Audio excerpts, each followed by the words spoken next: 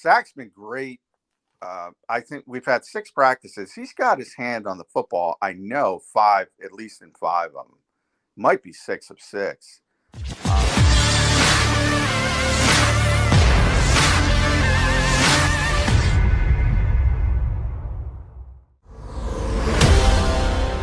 I don't care how good you look in July. At least tell me what you're looking like in August when pads are actually on.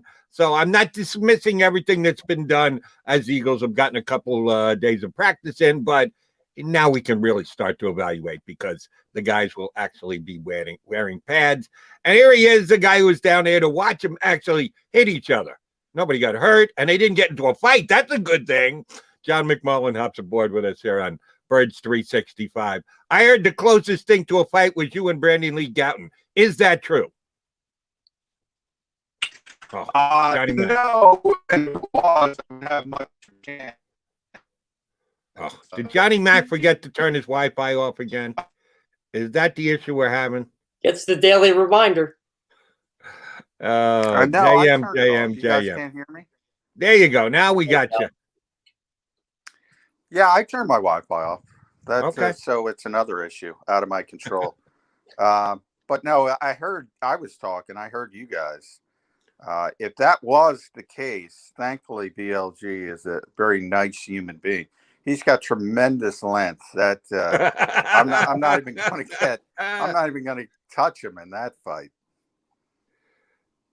What's he going at now, John? Like, so he's 6'9", but what is he now weight wise? I don't know. I don't know. I would be terrible at those carnival games where you guess the weight. We had Brandon on the show. He said he was going about 240. He's slim for 6'9". He's good. He's a good power forward. He says he's at his fighting weight. All right, yeah, no fights for the Eagles yesterday, but a spirited practice just the same with actual hitting. What was the difference between yesterday and the first 5 practice when guys are running around in shorts and T-shirts? Well, I think it's more important. Football's a game where it's played with pads, and there was no live session, so no live tackling to the ground. But we're in a new era. I talk about it all the time. You're very limited in sort of live sessions alone. I mean, there's an opportunity if you go back to Chip Kelly days. I mean, they never tackled to the ground. Doug Peterson had maybe 2 or 3 every summer. Nick Sirianni's still kind of weighing that. He said yesterday, not sure if he's going to tackle to the ground in camp. So, yeah, I mean, these days are important because you can tell it's a physical game.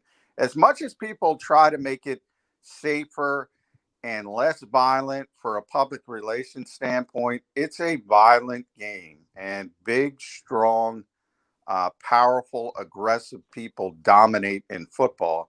And the only way you can figure out who that is to put those pads on. John, this was way overblown on Eagles Twitter yesterday, and I kind of wanted to get your thoughts on this because Inside Training Camp Live just happened to catch footage of Jalen Hurts sailing a couple passes, and everybody was acting like the sky is falling. But from all accounts I heard, Jalen Hurts actually looked decent yesterday. Your thoughts? Yeah, he's been fine the past few days. I think you've seen, I've said, pretty incremental improvement from day one. But you see that every day. I mean, that's what we've been talking about pretty consistently is his consistency throwing the football. You're going to see 2 or 3 or 4 throws every practice that sort of sail where they're not supposed to go. And that's what they're working on. And I think you look at Josh Allen in Buffalo. I think he's the template. A lot of scouts in this league have said for years, you're either accurate or you're not. Well, Josh Allen kind of said that's not necessarily true because he improved to such a degree so quickly. And I think it was Kevin Clark who did a great story for The Ringer on Josh Allen. And he pointed out, the people in Buffalo, how much goes into it. And a lot of it is that supporting cast. And a lot of it is getting the good offensive line. And then you get the weapons. And when all of that comes together, it helps the quarterback, and the quarterback becomes more comfortable. So that's why we talk about receiver all the time, and we talk about this team's got to get better at that position. You're not going to get Stephon Diggs this year, but hopefully Devonta Smith gets healthy and provides a big upgrade, and that'll make Jalen Hurts look better. So it's sort of a chicken and an egg type of thing. But yeah, I mean, he's not Joe Montana in his prime. I mean, he's not Tom Brady where you go, whoo. I still say to this day, when the Patriots came here for joint practices, you know, they were doing one-on-ones on the side field. And I was 5 feet away from the Eagles defensive backs at the time, coming back after their one-on-one rep. And I've never heard so many expletives in my life because every throw was on the button and there was nothing they could do about it. He's never going to be that guy, but he's got other attributes. And obviously the ability to extend the play, the ability to run the football that can make him a very successful quarterback. But yeah, if you're going to look at practice footage, you're going to see a few throws that make you cringe. John, on the inaccurate throws that he's had, and I get it, he's been inconsistent. Sometimes he's able to put it right where he wants to, and other times not even close. Has there been a type of throw or a group of throws that have given him more problems than other? Is there a type of throw, group of throws that he's been real good at that you say, okay, well, we're in a good spot here, but here's where we've got to do that much more work because the quarterback's not able to get the ball where he needs to at that type of throw or that specific part of the offense? Where has he had his issues and trouble so far?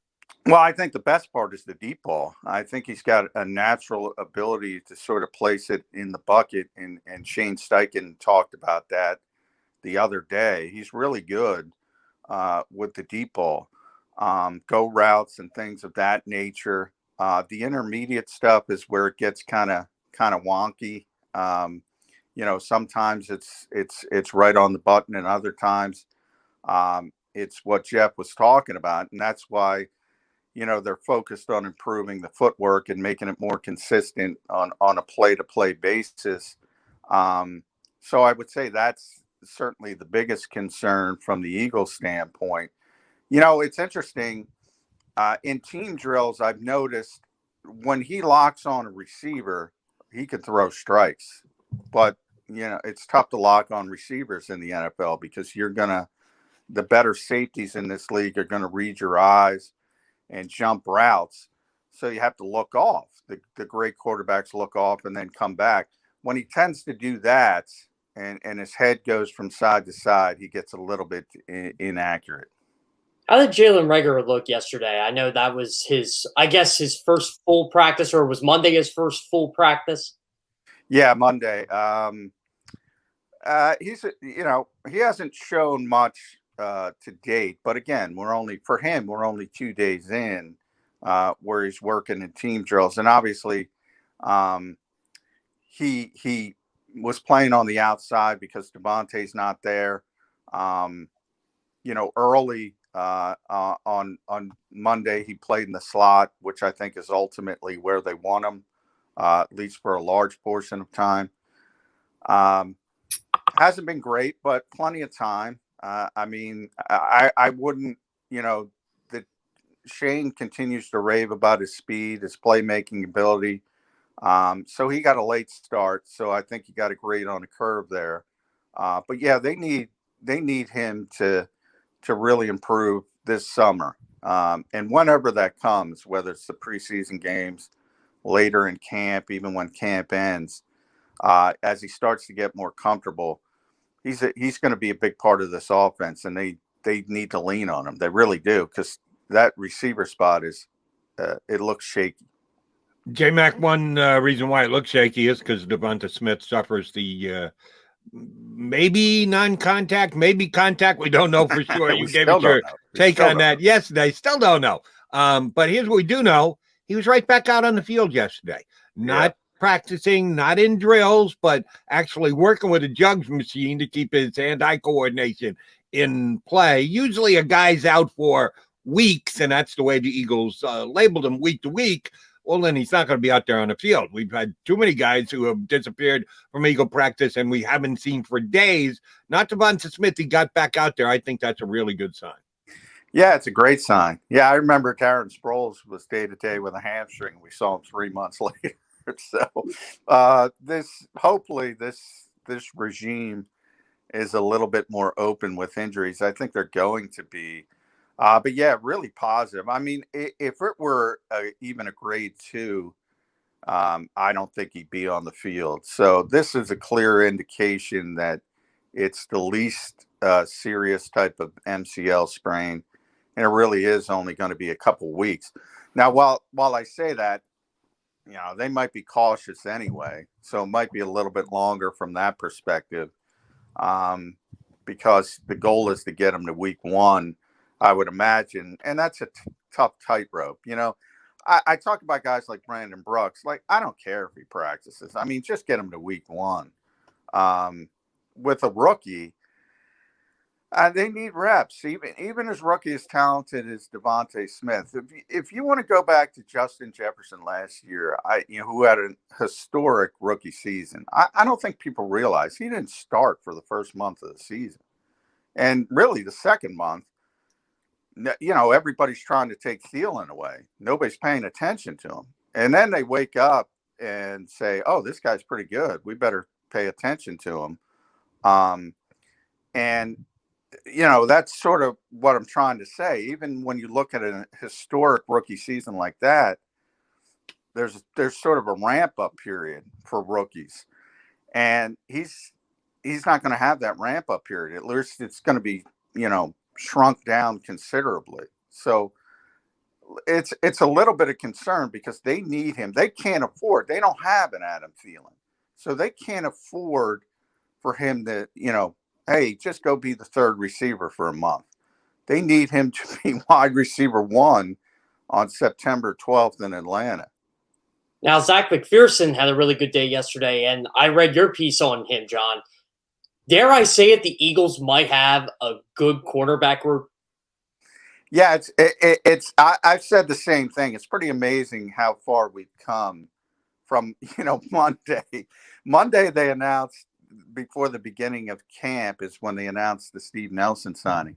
So if you go back to that Sunday, I think everybody said, what's your biggest concern? There's a lot of concerns with a 4-win team, with a rookie head coach, and a young quarterback. But I think if you talk to most people, they would say the biggest concern was cornerback, where it was, Darius Slay and Prey. That's what I joke. That seemed like the plan. And all of a sudden, I talk about that domino effect with Smith at wide receiver. All of a sudden, Nelson comes here. You have 2 outside corners. Steve, is competent. I'm not comparing him as a player. But he's a starting outside corner in this league, and that enables you to put Avonte Maddox in the slot where he's better suited.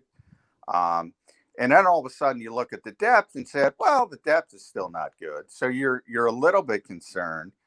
But then camp starts and Craig James looks good, and Zech McPhearson looks good, and Josiah Scott looks good. And now you look at maybe they have some depth as well. And that's what Jonathan Gannon was known for before he became a defensive coordinator. He was a cornerbacks coach, and, he got a lot of corners that you thought either were at the end of their career, like Xavier Rhodes, and turned them back around. They're TJ Carey types who nobody thought much of and turned them into more than what they seemed like. Maybe he's doing that here. Zach's been great. I think we've had 6 practices. He's got his hand on the football. I know 5, at least in 5 of them. Might be 6 of 6. Now he's working against the second and third team, so you have to put that into the equation as well. But he's been good. Speaking of second and third teams and the wide receivers, it's not that big a difference. If Devonta Smith's not playing and Jalen Reagor's just getting his feet wet, do we really know who's the first team wide receivers and who's the third team wide receivers? They can be pretty fluid. So I'm not going to try and look at McPhearson's performance on a curve. He's been good, period. And I'll take it at that. You mentioned 5 out of 6 days he may have gotten his hand on the ball. Is Nick Sirianni going to tell you an hour and change from now that the offense is 6-0? Because I know you were a little surprised that he gave the nod to the offense yesterday and made it a 5-0 slate as of right now. I joked to Nick off on the side. I'm like, I tried to give you guys a win. And he said it was 27-24 defense. So it was really close. And I was trying to give him a win. But he hasn't, he wouldn't confirm that they're 0-4. There was another day where it was close as well. Maybe he gave him the win there. He hates this. I knew as soon as Lane Johnson said it, he was going to get this asked every time he talked to us. He hates it. He doesn't want it. I think it's overblown. It's not that big of a deal. But they grade each play. It's kind of silly, to be honest. And I think it was 27-24 defense. Yesterday it was kind of close. And then I think it was like a old school boxing fans, Jody, you'll know. It was like a Sugar Ray Leonard round where you get the big flurry at the end. Late. That's how you steal rounds. Yeah, exactly. Is flurry late. And the defense stole it with their performance in 2-minute drills. I mean, they just shut down the offense. They couldn't do anything. So they did a Sugar Ray Leonard, won that as far as I'm concerned. You talk about grades, and I hate to bring this guy up, but what would Andre Dillard's grade be right now? Yeah, I called it yesterday. We were all laughing. All the beat writers called it long ago, and they said I was the last one.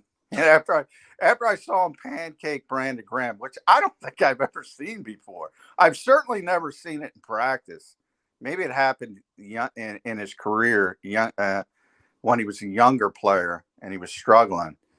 But Jordan pancake Brandon Graham, and I'm like, whoa.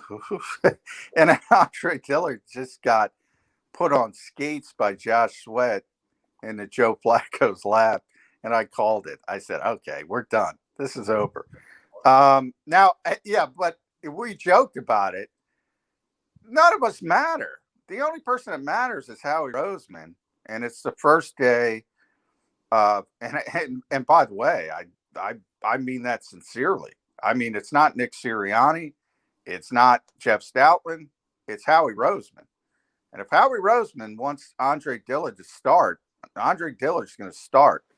But he doesn't deserve to start. I mean, he is getting lapped. I mean, it is not close at this point. Except here's the one thing, John, and I'm not saying that you're wrong, that Howie Roseman is going to make the call as to who's the left tackle, who's going to be the starting left tackle. He may actually do that. Jeff Stoutland is not going to just sit there and go, yes, whatever Howie says, that's what I believe. No, Nick Sirianni might try and build a case for Dillard and or point out the 2 good plays that Andre Dillard has had in 6 practices so far, or do what needs be done to justify that type of a decision. Stoutland's not going to do that. Stoutland's going to say, listen, this is not my call. I just coach them up. I just work them out. Someone above me, higher up the chain and with a bigger pay scale is making this call. So don't look at me, guys, for this one, which is basically going to tell us, yes, Howie Roseman's making the call, but it's not going to go as swimmingly as maybe they want when it's as blatantly obvious as you guys. And when I say that, good to know you finally came around, John McMullen. All of the Eagle beat writers saying this competition has been a non-competition. Yeah, and it has. I wanted to see the pads, and this is the first day of the pads. So, number one, I mean, there's far more, who knows? It's probably not going to happen, but maybe Andre turns the corner in preseason games. But right now, it's a blowout. You're right about Jeff Stoutland. I mean, Jeff's going to make it known what he believes behind the scenes. He's a he's a very smart guy, though. He's very political. I would compare it to Tom Donahoe. They're kind of like the same person. Tom made his voice name when he is known in the draft room when he shouldn't have. It didn't matter. I mean, Howie's going to do what Howie wants to do. That's my point. Yeah, I mean Jeff's gonna make it very clear what he wants, what should be. But even when he talked about this competition back in the spring, when we got some availability with him, he mentioned it's not his decision. And now he said it was Nick Sirianni's decision because, again, he's very political. And by the way, I want to point this out because I was talking to some other reporters about this yesterday. And I think I mentioned it on the show. This is not rare for a GM. Howie's no different than any other GM in this league. Every GM in this league wants their top tier picks to succeed. Every single one of them. And they push them down coaches' throats. Now, this is what's concerning to me about the whole Andre Dillard, Jordan Mailata situation. If it's that big of a gap, wouldn't someone say to Howie, like, okay, like, you know, this guy cannot start for us week 1 of the season? And I know, you know, John, I agree with you. I think Howie's going to push this as much as he can. But, I mean, sincerely, though, what does Jordan Mailata have to do at this point to make sure the Eagles don't even think about crossing that road with Andre Dillard? Yeah, there's a lot of weird things going on there because of where Jordan is in his career as well. Remember, contract comes in and he's in a contract year.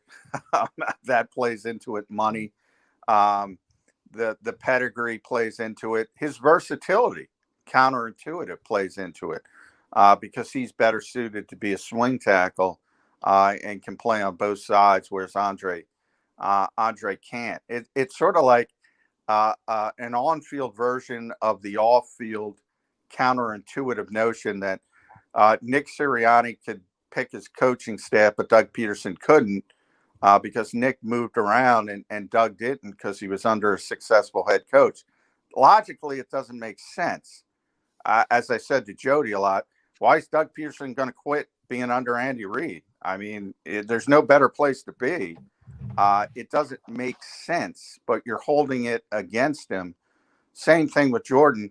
His versatility should give him a leg up, but it doesn't. It doesn't make sense. That's kind of how the NFL works. But right now, I said before, if it's close, I've said this consistently, Andre's going to win the job. It's not close. And Howie can't explain it away.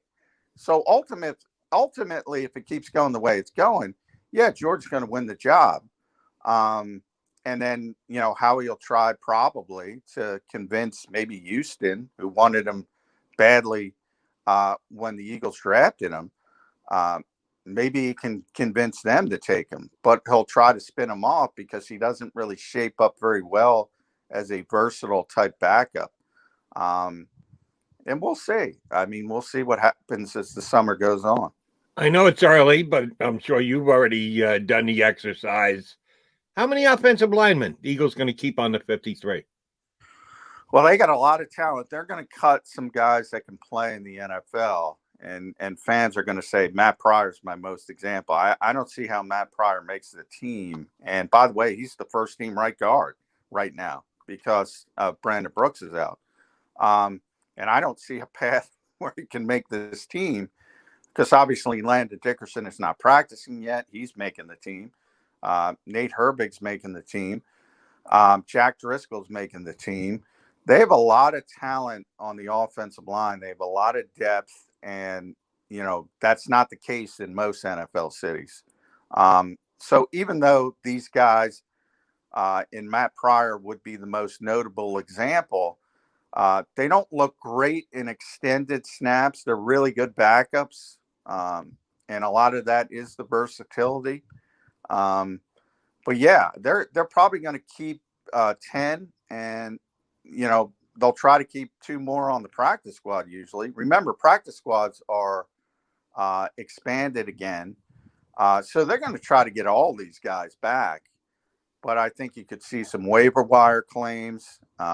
Or some trades. I mean, Howie could try to trade a Matt Pryor for a late day 3 pick, like he did with Dennis Kelly a couple of years ago.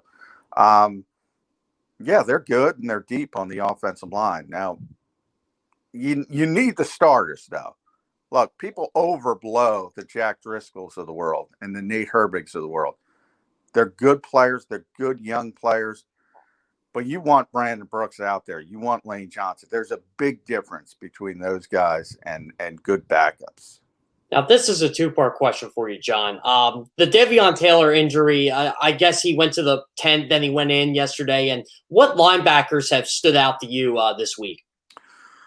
Well, Davion, number one. I mean, I advocated for this, and maybe it's part bias because it was kind of coming true. But, he's so athletic. I said, just throw him in the deep end of the pool and see what he can do. And he was getting a ton of first-team reps. And I thought they were going in that direction. So I think this quad injury, because that's a guy who needs reps. I mean, he was so raw coming out of college, barely played high school football because of his faith. He needs reps. So I think this injury, and you could tell he was disappointed. I was right there when he walked off the field, and I could see him trying to get, I think it was his left quad, trying to get some blood going in it. So he's having just pounding it. So he's a thoroughbred. So those soft tissue injuries, quads, groins, hamstring, calf, those are big deals for guys who run really fast. So that could slow them down. They've been rotating more than any other position. Jody, you and I have talked about this competition mantra. I mean, more than any other position where it's real as linebacker. I mean, they've been rotating guys, first, second team. Even Eric Wilson has been on the second team a lot because they want to look at the TJ Edwardses of the world. And even Rashad Smith has gotten first team reps. I mean, they are rotating everybody in there to see who the best pair can be. And remember, Alex Singleton hasn't even been out there yet. And who knows, he might get released because of an unwillingness to, I can't say if he's vaccinated or not, but the timing tells me he's not because he's still on the list. That might be the most uncertain position on this team where you could have somebody you just don't expect. And, oh, by the way, Jonathan Gannon with the pads on finally unveiled that sort of stand-up hybrid rusher role that we all expected. Now, Ryan Kerrigan's hurt his thumb, not serious day-to-day. I think that's going to be his role. He had Joe Oshman working it, Jannard Avery working it. So there's some interesting things going on at linebacker. The other position I'd certainly wanted to ask about, and I think there's uncertainty here, which is not a bad thing. Miles Sanders is going to be the lead back. Is he going to be a bell cow back? We start trying to figure out exactly how many touches and like that can swing and sway for so many different reasons. But we know Miles is going to be the number one guy. After that, coming into this offseason, coming into this camp, I thought there was 5 guys that would, have a very tough time differentiating between. And all 5 have actually, at times, looked pretty good, made a big play, flashed. Boston Scott, of course, was here last year. Gainwell's got the advantage of being a draft pick. How are they going to decide the running back who's here, who's on the practice squad? Who are they going to risk? Is it going to be decided by camp? Is it going to be decided by the preseason games? How do you think that's going to play itself out? Yeah, I mean, the pads are a big deal with running backs as well, as offensive linemen. I'm going to use another Howieism here. What flavor do you like? I think that's what it comes down to with Nick Sirianni and this offensive coaching staff. They've been putting a lot of work into what they call this 21 speed formation, where 2 fast running backs are on the field at the same time. So it's been Miles and Kenny Gainwell, mainly some Kenny Gainwell and Jason Huntley yesterday, even Adrian Killens at times, who has sort of been mostly a receiver. If they're going to use that a lot, even somebody like Huntley, when this camp started, I said, well, that's a tough numbers game for Jason Huntley. But he's really flashed He's really impressed. Yesterday, he went off the right side for about 55-yard touchdown. I mean, he's if he's not the fastest guy on this team, he is really close. I mean, he looks faster than Miles. He can really run. So it's kind of, do they want a Jordan Howard type? Do they want a between the tackles runner? Nick Sirianni spoke very highly of Boston Scott. I think people forget about him. Boston's going to be here as far as I'm concerned, unless they're lying to us. So you start with Miles in Boston, and Kenny Gainwell's going to make it as a draft choice. So then you talk about that 4 spot, and if they're going to keep 5, and they might if they use a lot of 21, then you start talking the Kerryon Johnsons, the Jordan Howards, the Jason Huntleys, and that's where you say, what flavor do you like, Nick Sirianni?